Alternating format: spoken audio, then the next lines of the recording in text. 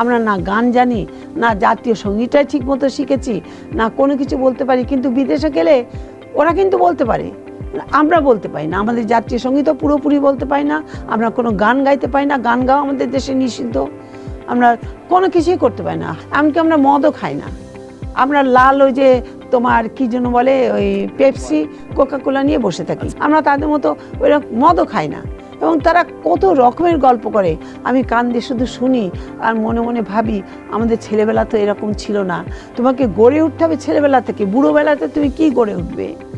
আমাদের অভিভাবকরা কখনো চিন্তাই করে না একটি ছেলে মেয়েকে বড় করার সময় তার ছবি আঁকা দরকার, তার গান দরকার, তার কোরআন শরীফও পড়া দরকার, আমপাড়া পড়া দরকার, রোজা রাখা দরকার, কবিতা আবৃত্তি করা দরকার, নাটক করা দরকার, সবই কিছু করা দরকার, একটা কমপ্লিট হিউম্যান বিইং।